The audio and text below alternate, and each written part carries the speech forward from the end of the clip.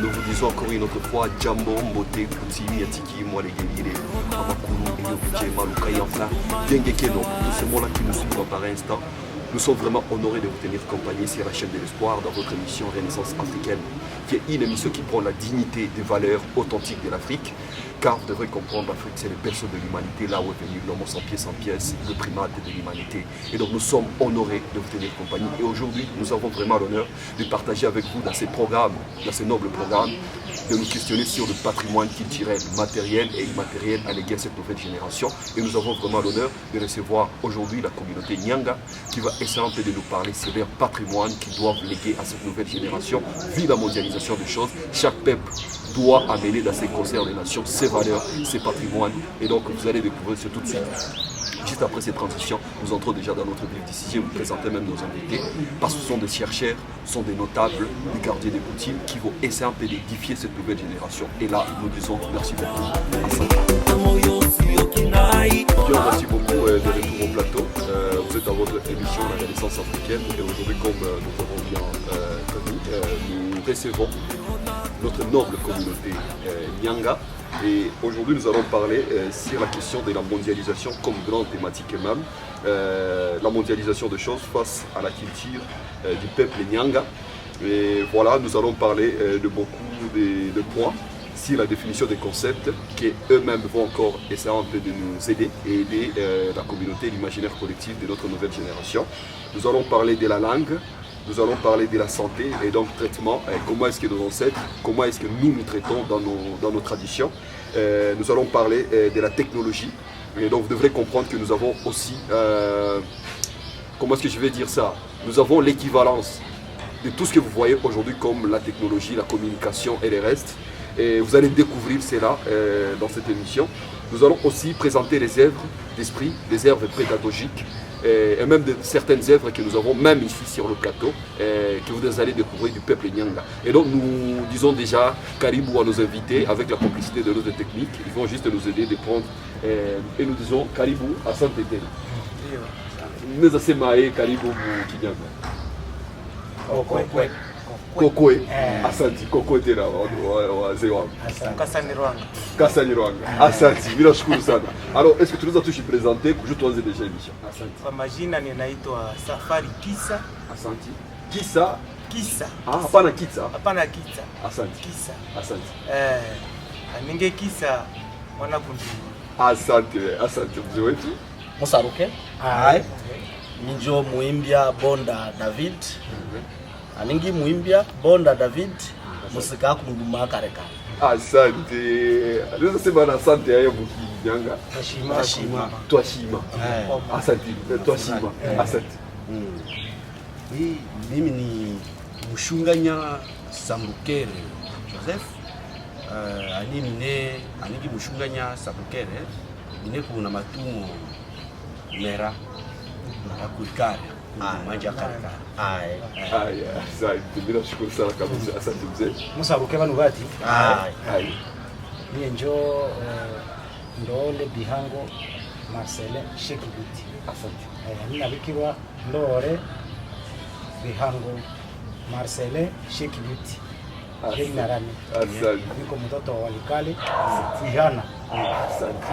Alors sasa na leo tutaongelea juu ya thématique ya kabambi ya mondialisation face à la culture du peuple Nyanga. Alors je ne sais pas si mais je trompe kitu kidogo hapa. Pale sifai kuwa unasema peuple Nyanga, si ni peuple Banyanga. Banyanga. Banyanga. Maana nini kuna commettre erreur? Ile erreur kabisa yenyewe. Au lugha Kinyanga, pas la langue Nyanga, la langue Kinyanga. Voilà. Asante. Na haiko kosa yako. Sawa, ndio maana tuko hapa. Ndio turudishe vitu yenyewe ilikuwa inaharibishiwa na bazungu na wengine watu habajui.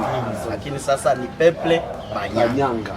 Banyanga. vraiment mina wazia bote biko natusikia sai na bebiko natufata ni interpellation kabambi. Nous devons réapprendre l'Afrique. Gizi bengine bote walikuwa nasema ta Lumumba, l'Afrique écrira sa propre histoire seule.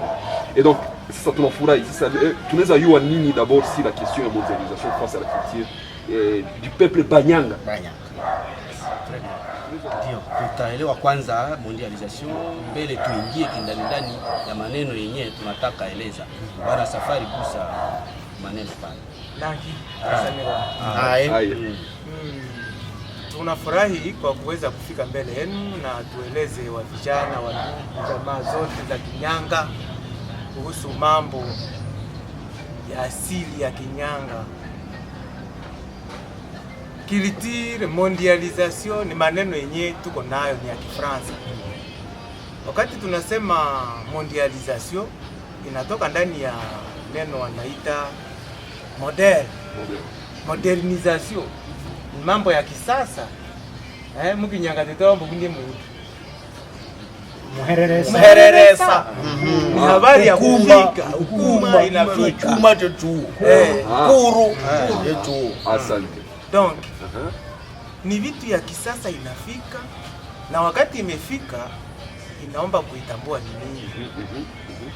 Alors, mondialisation inataka tuleta sisi sote tukue pamoja. Tulete mambo yetu fasi moja. Na ifanyike fasi moja ili kuwe muji moja.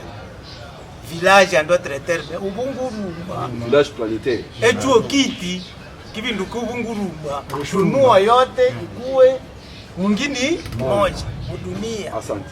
Ile ndio tunaita mondialisation.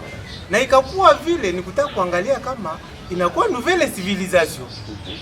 Inakuwa nouvelle civilisation dans le sens que ayo tutakuta matre culturelle zote zimepatikana mule ndani. Shida ni kwamba wakati tunakuwa mu civilisation, watu wenyewe wanapatikana ndani ya civilisation hawajitambue. Hawawezi jitambua. Itabidi watu wafike wengine kuwasaidia, kuambia kama na nyie tazama yenu njoo hii inafanana yetu. Na pale tunakuwa wamoja. Ile ni civilisation. Tandis que culture ayo ndio nye tunaita ndungo mukinyanga. Ndungo. Ni namna yenye mtu ametengeneza kwa kurepondre kwa ile maulizo ambayo dunia wala inchi yake environnement imemupoze makesio. Kuko environnement inakupoze makesio na we sasa utajibu sawa mkaaji. Na inaomba utafute njia ya kuleta jibu na zile jibu ndio kilitiri. Ndio ntungo. Kama kilitiri itakwambia bwana dunia inakwambia ulete hapa saa hii namna ya kusumulia, tusumulie pamoja. Itakubidi utafute jibu. Na ile jibu itakuwa ni nini? Ni lugha ndio umetafuta. Na lugha ndio nini? Mwebe. Asante. Tiabe mwebe. Asante. Pale tutasikilizana twarukirane mubushi. Hari mwebe ungo utu. Tuniyange hipa. Sasa la kilitiri. Alors, ne kilitiri kino ubie entungo ya tusake mwisi baebea. Itatupatia nguvu ya kujua kila mtu. Kumuidentifie huyu ni nani, ule ni nani. Donc inaleta utafautisho kilitiri. Ya kufata kilitiri inakuwa saa vile ni forme mole. Batunga nyema matofali wanajua ile. Bana kutengeneza matofali wanakuwa na forme. Mbele toshe brike zote zinaweza kuwa na sura mbalimbali. Lakini inaomba ipite ndani ya nini? Ya formu. La ile ndio tunaita kilitiri. Donc inakubidi upite mule utoshe amo yenyewe na kufaa. Yenyewe na kufanana. Yenyewe na kufanana utakuwa vile. Na yombe kukamata ya mwingine. Hata kamata. Basi unapoteza forme, acculturation. Na acculturation ndio nini mu Kinyanga? Kosa mila. Iko sawa tunaweza ita mkinyanga ni misa ho bya bene usara bya be misa bya bene unasahau bya Irimiga. kunaiga ihona potea vous avez raté la forme. unarate forme na ile kupotea inatokana na kuiga yenye inafika wakati kunakuwa ingine naingia ndani yako ndio akilitirasyon unahona unapotea omomau ilifale kukue sasa ile wanaita ankilitirasyon batu bajiankilitire batu bapate wakati ya kukua socialize bajiraproprie bajikamatie ikuwe yabo na ile kuikamata inaomba kukue bazee tangu mbele mpaka leo inapita kwa watoto na wale wenyewe watafika ile la culturation na ndio kusema mbo ile mila zenu nyie muziuzishi zionekane na wengine ziwafae parce que mila ndio mko sagesse yenu ndio mko connaissance yenu ndio mko science yenu na mko maniere yenu ya kuona ulimwengu mama mpasha ona ulimwengu sawa na na nyie muzishi hayo kwa ile ulimwengu. Nataka mkomplete kusema kila watu sawa gisi anasema wanapasha kujifanana na ulimwengu iko na haja ya hii. Kila watu wafike mwa ile mondialisation gisi walivyo. Maki imbwa ishanze ulalamika imbwa isikweme. Ikweme achie mbuzi. Sasa tunafika mjo maana unaona huko waandishi mmoja sawa wa MSZ wanasema ni rendezvous. Sisi tunapokea na sisi tunapana vilivyo vizuri lakini na sasa na sisi tunaleta. Sasa mbone leo sasa sie on dirait tunataka kupana. Tuko na ya kupanja kwenye renaissance hii pale na nafasi yake na rezo ya kukua hapa hivi. Donc nikutaka kusema hivi kama tutapana ni kusema wengine wamekubali kwanza kama tuko na ya kupana. Problemu yenye iko pale shida peke tumeshukubali kama tuko na ya kupana inafaa naweza kukubaliwa na wengine. Shida ni kusema wakati tuko mwai wakati kunakuwa wengine wanawaza kama kiliti au ntungo huko ya yulu kushinda ya wengine juvi kuyo na makuta ya mingi au wako na watu wengi sio ile hapana ile deja inakuwa ini faso ya kufanya ethnocentrisme. Ile ni ethnocentrisme, c'est-à-dire unafikiri yako iko ya mzuri kushinda wengine. Mzuri wa mshinda makuta. Lakini sio tu watu ndio wengine ndio wanafikiri vile, lakini kuna pia watu ambao wanaweza kuwa ni wanyanga wanafikiri kwamba ya wengine ni nzuri. Sasa akikuwa kama ule anakuwa mzuri na ni udanganyifu sana.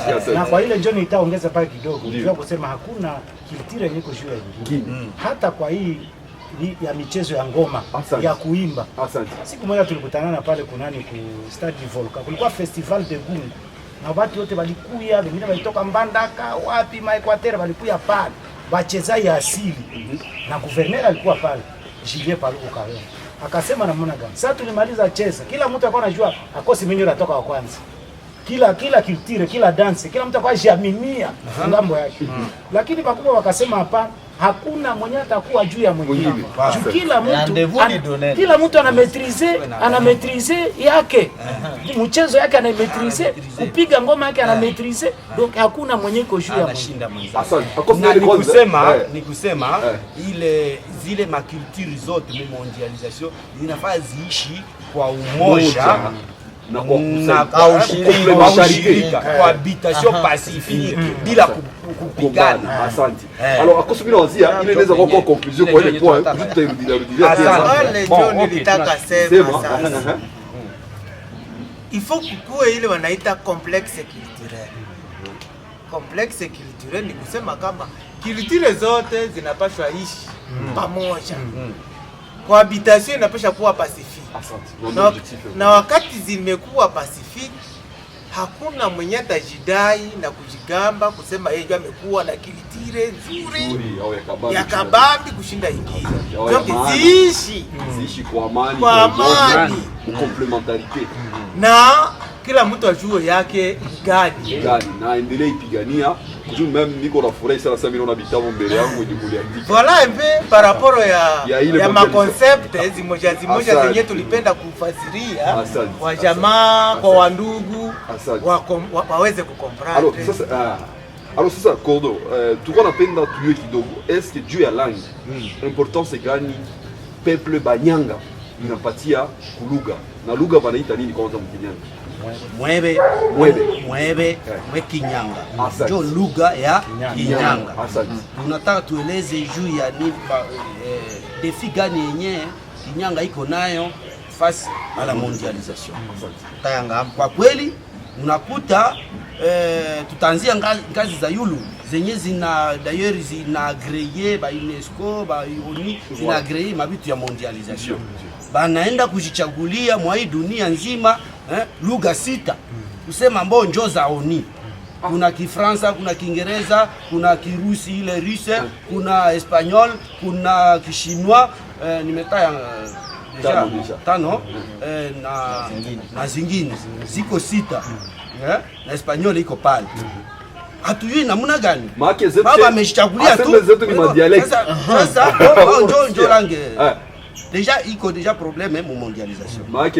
Sasa puisque tuko kwetu Walikale, ndio Walikale utakuta tunasema huko Kifransa unasemeka, huko Kiswahili, huko Kinyanga, huko na zingine na Kirega nayo iko pale na zingine. Sasa kule Walikale, batoto ya Walikale utakuta manawaza kumbe ile lugha yenyewe ya ONU yenyewe alisemaka ile langue internationale Kifransa njoo yenyewe lugha yenyewe wanawaza kama ni na ndio utakuta papa tena tu travail kila critère zote ile inaleta deja vita ya malugha. Pourtant tunataka tueleze kama hii lugha ya Kinyanga Walikale. Asante. Tueleze watu kwani tuanzie kukanisa juu watu wote wanaingia mu kanisa. Hakuna mwenye aingia mu kanisa. Mule ni lugha si lugha. Hapa kama ungeenda hubiri kule, uende uhubiri na ile lugha, watu bataelewa ni nini. Lakini ya kushangaza leo watu wanaenda kujipendeza kwa makanisa. Walikale kule bese mtoto unaenda hubiri na Kifransa. Bayo kama uko intellectual. Unaenda kama mbao nani? Mimi najiuliza kama ni Mungu ndio alikutuma au ulienda kujipendeza. Nani atakuelewa? Hata kuna wakati ndio unaweza sema Kiswahili watu watakuelewa, lakini na Kiswahili ile ya Tanzania yenyewe watu wanajiuliza kule. Na ingali na shida zake.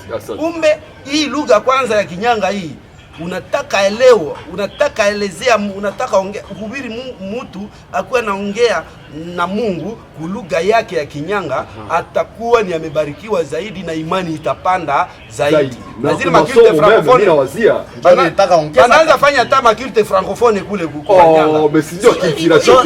Nilitaka ongeza kitu unaleta kilte francophone pinga. Unataka fanya nini? Zile makilte francophone zote bazigeuze zikuwe kilte Kinyanga. Kilte za Kinyanga. John, nilitaka ongeza kidogo. Leta watu wengi sana. Nilitaka ongezea professeur kidogo kusema lugha yote iko na role gani? Iko na umuhimu yake kuzungumza kati ya watu. Permettre watu wazungumuze. Munyanga azungumuze na mwingine na azungumuze na mwenyewe anasikia kama anaweza zungumuza kupitia lugha. Ndio role ya lugha. Donc haikuna lugha kubwa na lugha ndogo. Haiko objet complex. Na kwa masomo ni mzuri sana dairi kuko sheria ambayo imesha kuwa promulguée ndani ya nchi yetu depuis 2014 ambayo inasema watoto wajifunze kwa lugha ya mahali. Na hiyo sheria hayawekwa bado kwenye hayatumiwa bado.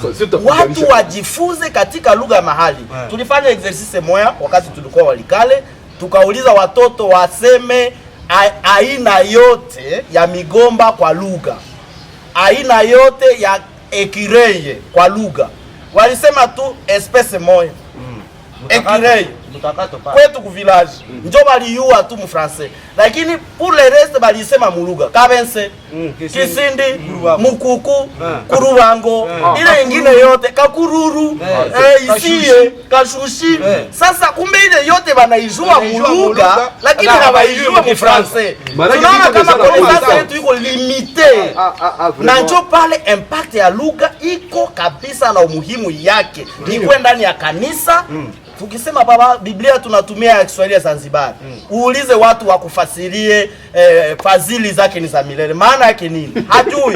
Ni memorization. Lakini kama watu wangejifunza ile ndani ya lugha yao na waza wangeamini mambo wanayoielewa. Na hiyo ndio umuhimu ya lugha. Impact kwa kuongeza pia kidogo pale. Lugha iko na impact kabambi ndani ya population yake. Sasa vile tuseme kwetu Walikale. Tumepitia vitu mingi ya magumu, mavita, manini, lakini wakati wa shida, saa yenye shida inakuya huko na watoto munyumba. Banajua lugha. Unaambia mumesoma. Unasikia? Una batonde. Mtu anasema unawaarifu mumesoma. Donc il y a un danger. Unawaalerte mulugha. Iko sawa vile kuku iko na vitoto yake. Sasa naona kabemba inapita yule inapiga cri. Vitoto wote inasema lugha yake. Vitoto wote vinakimbia. Na si lugha yetu iko na ile makonsigne yote. Asante, tunashukuru sana. Wala kisiasa pia hii Kinyanga iko na maana bandugu. Asante. Haungelifanya politiki kule Walikale. Huko Banyanga uende ufanye kampanya yako kule au kusema Kinyanga hautapata nani. Asante. Iko na ile verti. Hata kwenda uzisha vitu. Unaenda fanya uchuruzi kule. Usudi vitu yako vipite mbio. Haiombe ta kufanya nitafutie mtu fulani, hapana, wewe peke tu ujifunze ile lugha ya wale watu ya kule. Sawa gisi mko munaenda Ulaya. Mbona biko wanaoblige mjue kwanza Kiingereza? Wewe mfanye hapa Kampala kwanza jifunze sio mfanye nini?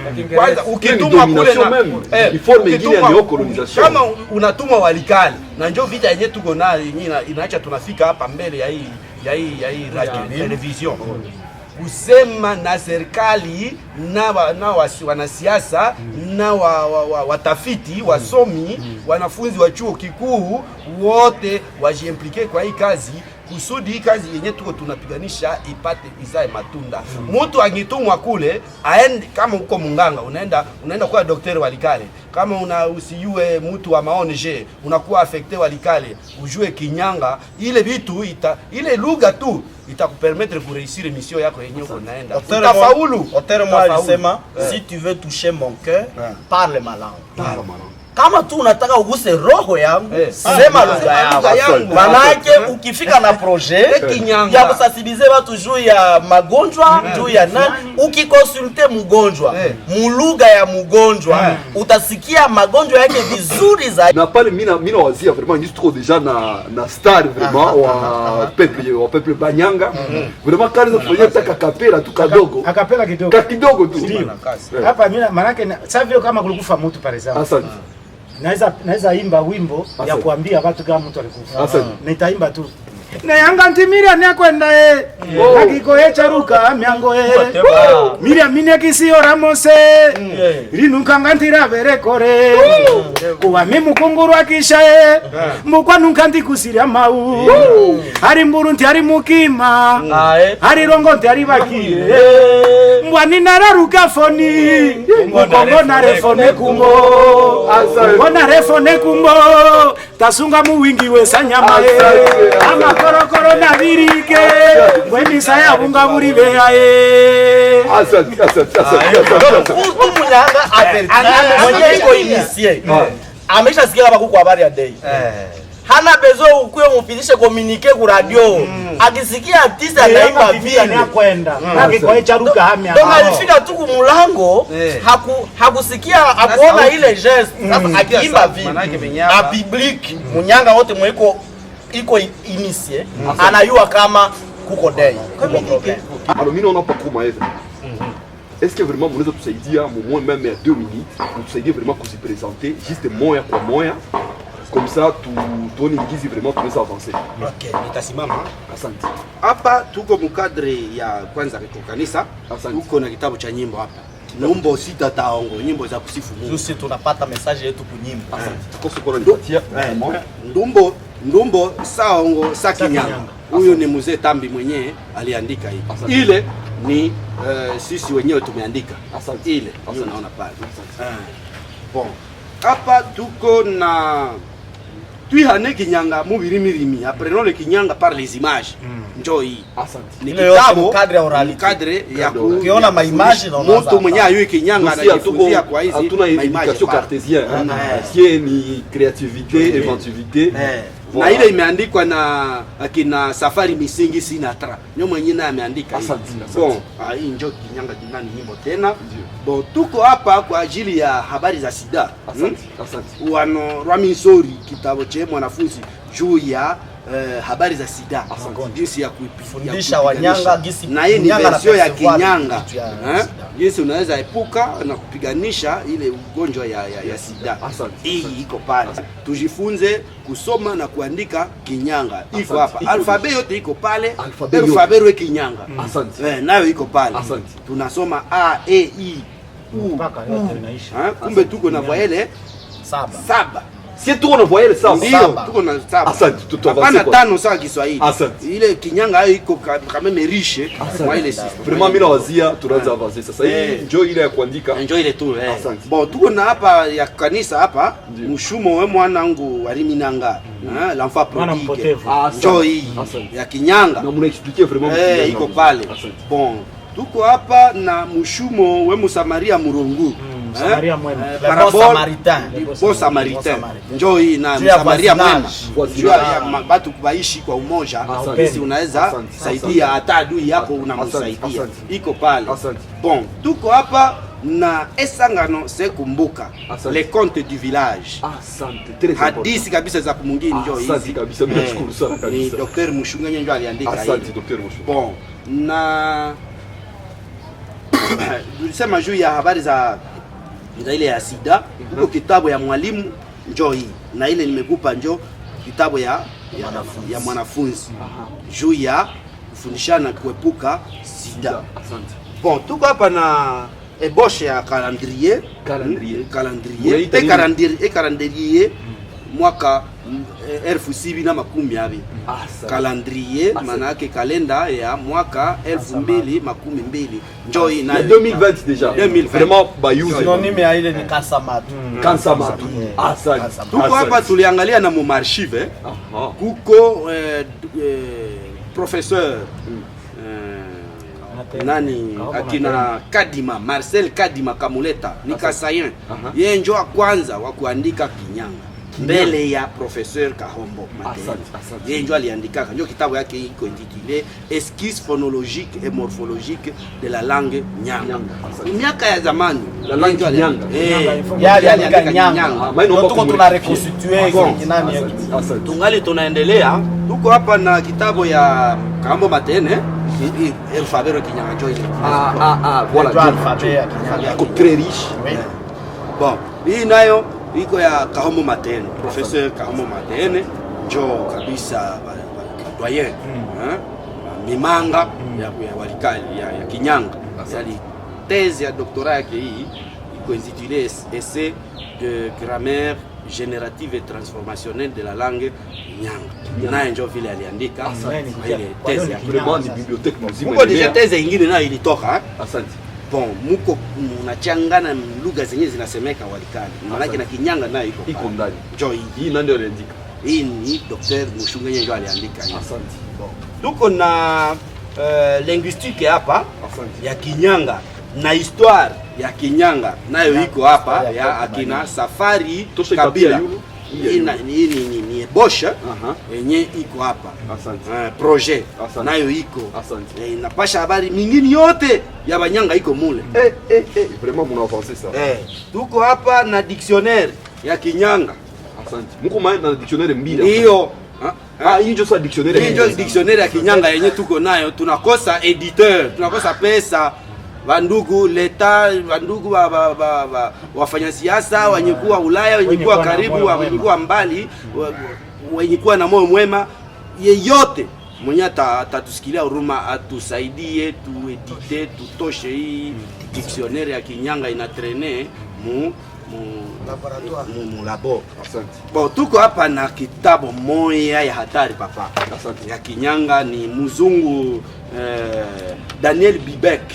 Ni Americain akisaidiana na Kahombo Matene ndio baliandika hii anthologie de la littérature orale Nyanga. Vraiment il faut tupate image ya kitabu manake ma proverbe ziko humo, ma epopee ziko za Kinyanga, karisi muko ma hadisi ziko humo, muko mama. Donc tous les récits, toute la littérature orale za Kinyanga, ma devinette mandondo ziko humu vyote njo hivi. Asante. Ziko pale.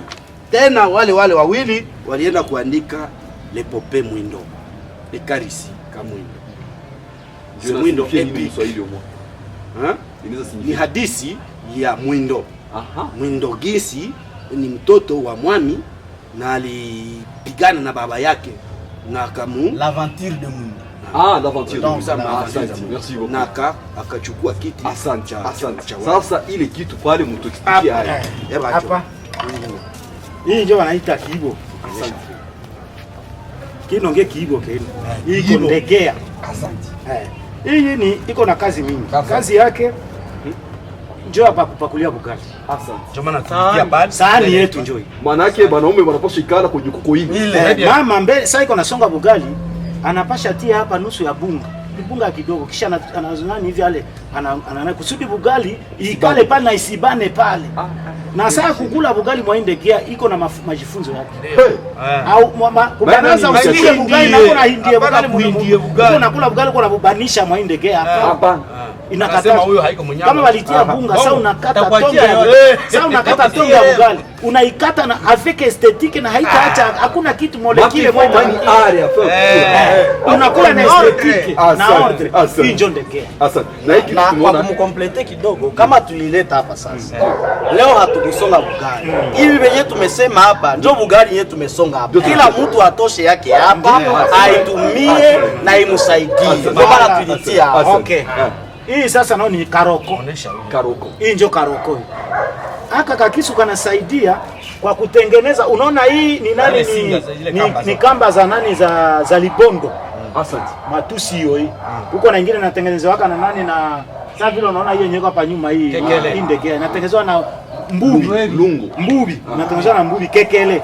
Sasa haka kazi yake ni mzee anaikala sasa iko natengeneza na mibungu kusudi asuke sasa hii Evredare ifoka kakisu ndio kamsaidia.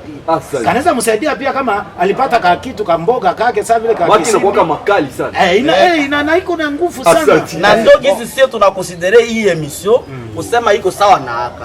Kwa kutusaidia kutengeneza tena watoto yetu kuwapasha habari ya lugha yetu. Ndio maana yako wanaita nini? Haka wanaita karoko. Maana yake hii emission yetu ndio karoko kwetu. Asante sana kabisa. Nashukuru sana kabisa.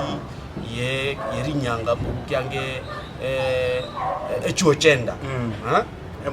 Muhereresa wechuo uri na muhuru Rwanda na nukuma rwasuma runa batabana bantu banyanga bani muri kwiba muri kore yasingo tu yakabuture mwasi erukumano tirwema ino twasibanga ebya mamubyo muro nambi byakoma mu nambi bitwe mpa yitu tutobingaye entungo yitu nayo yarawa muhuru Rwanda uno wechuo wendangeo kutongo teanga tukunda twabete atoshu nato tukore mu kurishebea shamukuri baba nikengi na rwaka kuri baba ba malnutri barukwa mboka nesanya masishi sishurango mu tukunda nato sikore murimo mu mondialisation mu alimentation bon kutongo hinganga kutongo kongo mwandiki ongo musomi wechuo kikiri masomo makiri ongo rikuburaya ongo rikuni kuba turi hano ntitushange mubate banyanga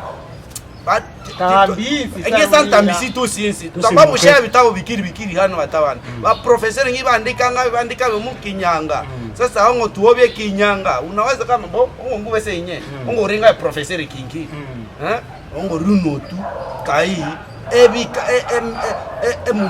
bitu bironja abate ku banyanga yarawamo mucu murisa kebampe muhereresa uwo ungu urikire mubate wechuo warae mubikorange banyanga kuba ngo munyanga ngiha kamumbo ongo ronja byabusabusa pana eba yabati mucu ngi buri bobo kira mwa wari shenji chiri nae kongo twenja urikare kubusondori kongo mwebe witu wenda kubusondori nge mwasi wasingwa twakitwarika hano bana kitu bana murikore nanguri na ngwa mo ongesa tongesa.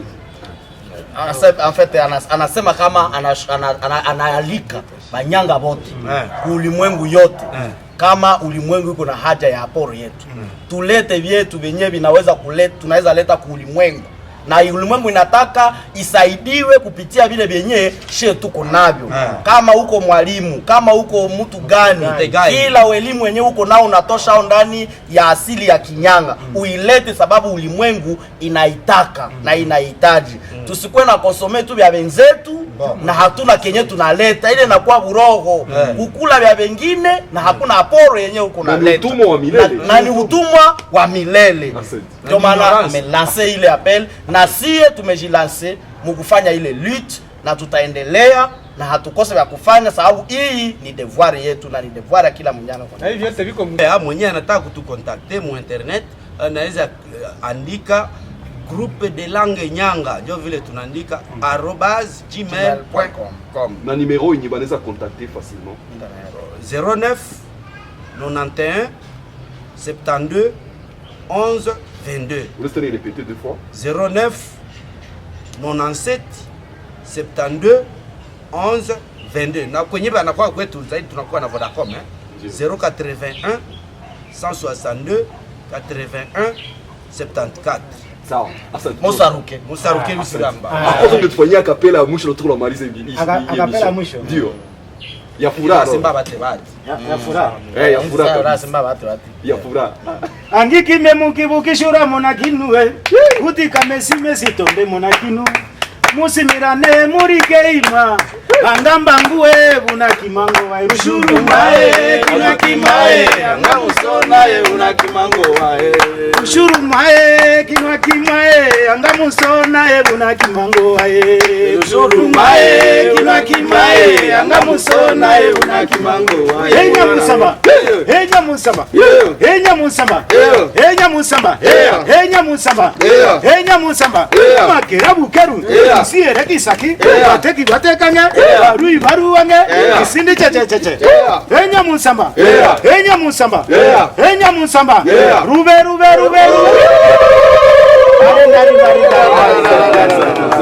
tunashukuru sana et donc nous disons énormément merci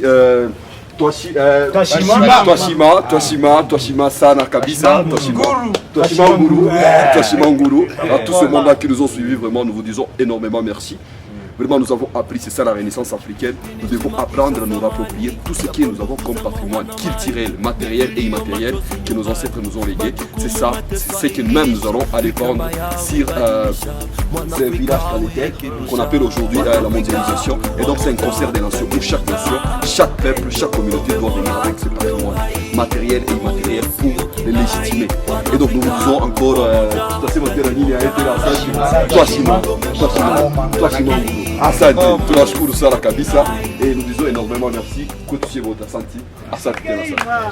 Angamba nguwe buna kimango wa ushuru mae kina kimae angamusona ye una kimango wa ushuru mae kina kimae angamusona ye una kimango wa ushuru mae kina kimae angamusona ye una kimango